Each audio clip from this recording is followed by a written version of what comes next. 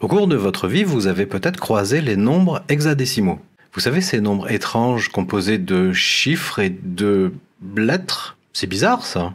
Comment on peut avoir E voiture, 2C objets dans un ensemble ou 12 carottes?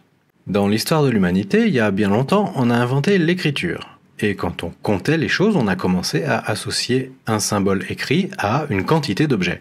Associons cette quantité à ce symbole, cette quantité à ce symbole, cette quantité à ce symbole, cette quantité à ce symbole, et ainsi de suite. N'oublions pas l'absence de quantité apparue plus tard.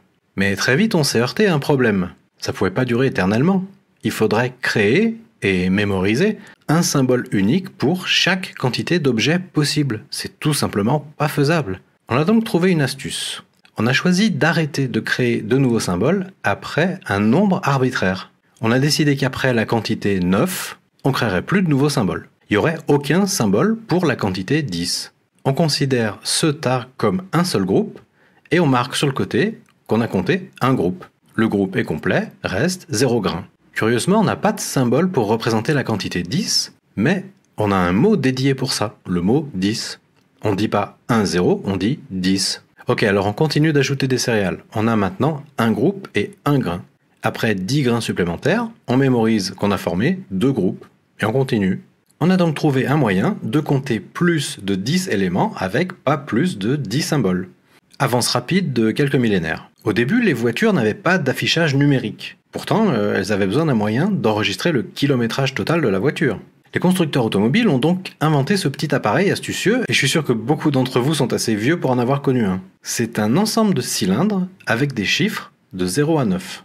Alors vous commencez à rouler, vous roulez 1 km, puis 2, puis 3, jusqu'à 9. Au-delà, le deuxième cylindre se souvient que le premier a fait un tour complet, et vous continuez. Après que le deuxième cylindre ait fait une révolution complète, le troisième cylindre s'en souvient également, et vous continuez. Maintenant voilà le truc. À l'époque où on a choisi le chiffre 10 pour arrêter de créer des symboles, et on a décidé que 10 était un tas, 10 avait été choisi arbitrairement. Ça aurait pu être 5, ça aurait pu être 11 ou 23, ou 2 d'ailleurs. On aurait très bien pu décider que 2 grains formeraient un tas, enregistrer un tas et continuer. Si on avait décidé ça, les voitures aujourd'hui auraient des cylindres avec seulement 2 chiffres, 0 et 1. Aucun autre symbole n'existerait pour compter. On conduit 1 km, ça fait 1, mais si on fait un autre kilomètre, eh ben c'est fini pour le premier cylindre. On est déjà revenu à 0.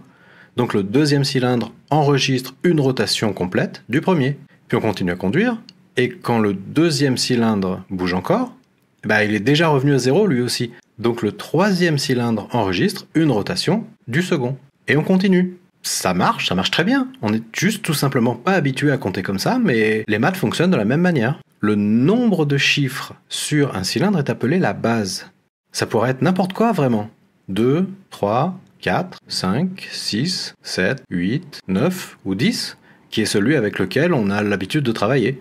Aucun d'entre eux n'est plus complexe ou plus compliqué qu'un autre. On est juste habitué à la base 10, c'est tout. Alors pourquoi s'arrêter à 10 ? On pourrait avoir plus de chiffres par cylindre. 11, 12, 13, 14. Le problème c'est qu'on n'a jamais inventé de symbole pour la quantité 11, ni pour la quantité 12, ni pour 13. Ces symboles n'ont jamais été créés en premier lieu simplement parce qu'on a choisi arbitrairement de nous arrêter à 9. Mais il s'avère que dans certains cas, notamment en informatique, on trouve que l'utilisation de la base 16, qu'on appelle hexadécimale, est plus pratique que la base 10 traditionnelle. Il y a des cas où on a besoin de cylindres à 16 chiffres. Hexadecimals to the rescue. Mais ces symboles n'existaient pas, il a fallu les inventer. Et c'était un problème. Que mettre ici ? On aurait pu utiliser des symboles existants, ou en créer des complètement nouveaux. Mais bon, c'est difficile à appréhender quand on n'y est pas habitué. Est-ce que ce chiffre est supérieur ou inférieur à celui-ci ? C'est alors qu'on a utilisé une autre astuce. Au lieu de créer des symboles totalement nouveaux, on a simplement utilisé des lettres A, B, C, D, E, F. Cette astuce a 2 avantages. Déjà, tout le monde connaît l'alphabet, donc les symboles nous sont déjà familiers.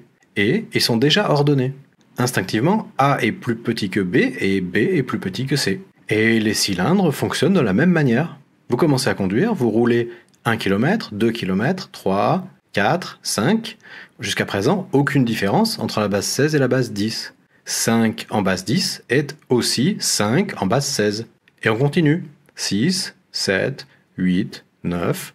Jusqu'à 9, aucune différence. 9 en base 10 est également 9 en base 16. Mais alors là, la base 10 manque de chiffres. Il a fait un tour complet et il revient à 0. Le deuxième cylindre doit mémoriser un tour complet. Mais en base 16, il reste des chiffres. Donc il continue. Et voilà comment 10 en base 10, c'est A en base 16. C'est le même nombre, on a parcouru le même nombre de kilomètres. Mais selon la base dans laquelle vous l'écrivez, ça peut s'écrire comme ça, ou comme ça, ou comme ça.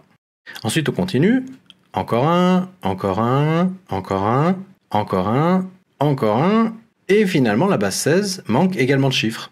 On a parcouru 16 km en base 10, ou 10 km en base 16, ou 1,0000 km en base 2. Qu'est-ce qui se passe ensuite? Encore un kilomètre de plus, ça fait 17 en base 10 et 11 en base 16. Et oui, ça, ce sont 11 bananes en base 16. Ce sont les mêmes nombres, juste écrits dans des bases différentes. Voilà, j'espère que cette petite explication vous aura éclairé. N'hésitez pas à me dire ce que vous en pensez dans les commentaires. À bientôt!